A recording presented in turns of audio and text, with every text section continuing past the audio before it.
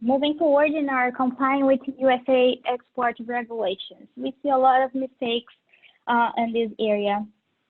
So what are the responsibilities as US PPI?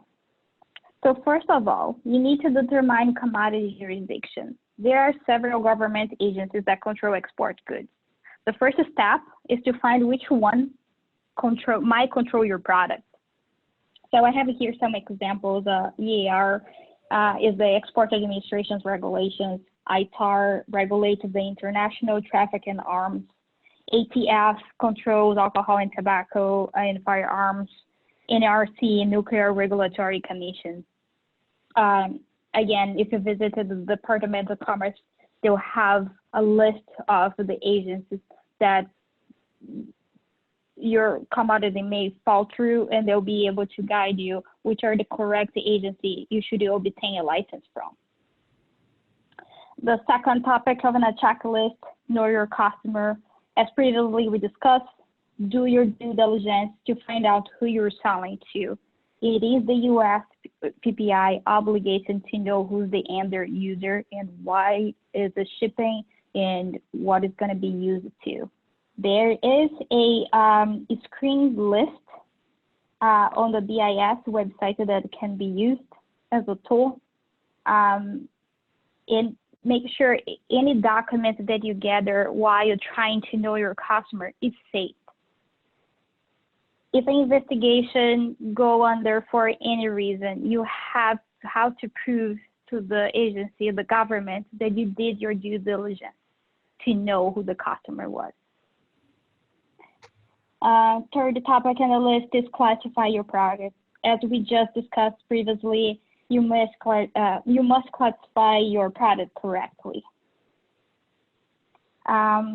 Fourth is file the EEI. USPPI can either file itself or can appoint a broker or a freight forwarder to file on their behalf.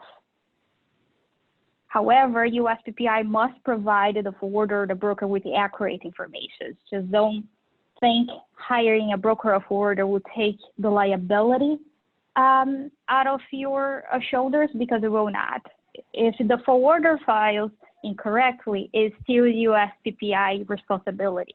So making sure you're working with a reliable forwarder that knows what they're doing, that brings to the attention when red flags are raised, because it is your responsibility to file it correctly.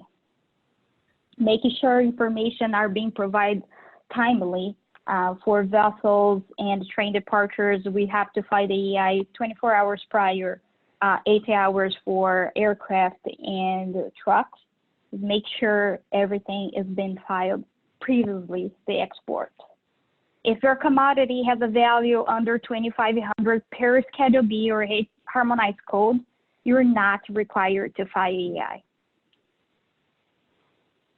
Down on the list, maintain records. So keep your records for at least 5 years. Needs to be accessible upon request. So you can ask your broker or forwarder to provide a copy of the EAI filing so you can keep in your records. I'm sure if they're doing this for you, they will keep in the records as well, but be entitled to ask them to provide you a copy. They should be able to provide you.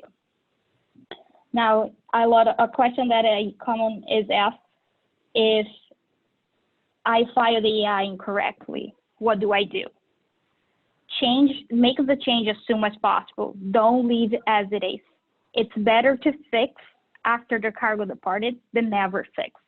So if the compliance team goes under an investigation and gets flagged for some reason, they account to you trying to fix the mistake more than if you did not try to do anything about it.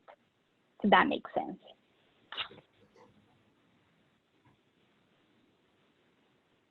Yeah, that's the best practice you mentioned about, obtaining the export information from the forwarder who filed it, through, is really a good practice, because at the end of the day, if you tell them it's XYZ and they put in ABC, you can catch that on the fly if they're providing that information to you, and that catch measures are really important.